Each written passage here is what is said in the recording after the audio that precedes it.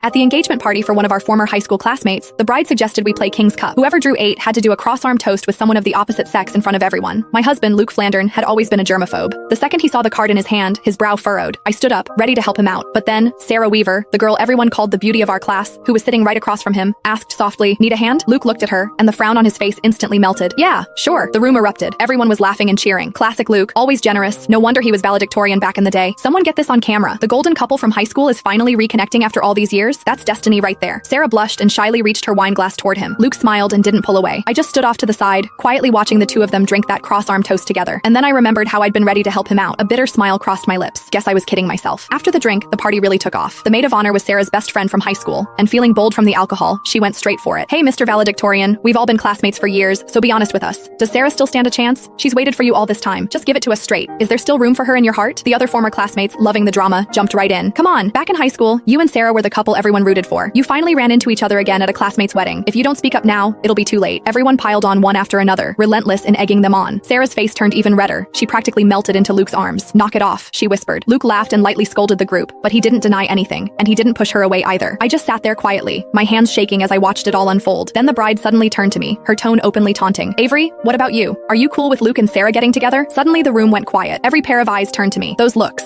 curious, mocking, hungry for a show, yanked me straight back 10 years, to the day Sarah confessed to Luke. I remembered it like it was yesterday. It was a sunny afternoon during gym class. In front of everyone, Sarah laid her heart out to Luke. At the time, Luke was already my boyfriend. Too embarrassed to turn her down directly, he shot me a helpless look. Acting on instinct, I stepped in front of him. "Sarah, Luke doesn't like you. Please stop putting him on the spot." Sarah froze. Her eyes went red, and tears immediately started streaming down her face. Luke's expression shifted too. Without a second thought, he shoved me aside and ran after her. The people around us immediately started whispering, "Avery's out of line, don't you think? What does who Luke likes have to do with her? She's such a busybody. For real, who does she think she is? Just because she sits next to Luke, she acts like she owns him. So gross." I stood there helplessly, trying to explain that I wasn't just his desk mate. I was Luke's girlfriend. But just then, Luke came back to grab some tissues. He heard what I said and stopped in his tracks. "She's joking." He said it to the classmates around us, defining our childhood sweetheart relationship of a year and 8 months with a single sentence. For that entire gym class, I endured the strange looks from everyone around me until I wished the floor would open up and swallow me. That night, I hid in my room and cried by myself when Luke knocked on my door. He apologized, saying he hadn't meant it that day. He just didn't want everyone gossiping about us, so he hadn't admitted we were together. He also said I shouldn't have been so harsh with Sarah. She had cried for a long time afterward, and he couldn't stand seeing her like that. In the end, he gave me a braided bracelet and made me a promise that once we graduated, he would officially tell everyone we were a couple. 10 years later, that braided bracelet was still wrapped around my wrist. I snapped back to the present. The bride was still defending her best friend. "Sarah, don't try to stop me. Back in high school, Avery was always causing problems. If she hadn't gotten in the way, you and Luke would have been together ages ago. You never would have had to wait this long. Avery ruined your happiness. Today, I'm getting to the bottom of this. Avery, answer me. Do you support Luke and Sarah being together or not?" The bride glared at me aggressively as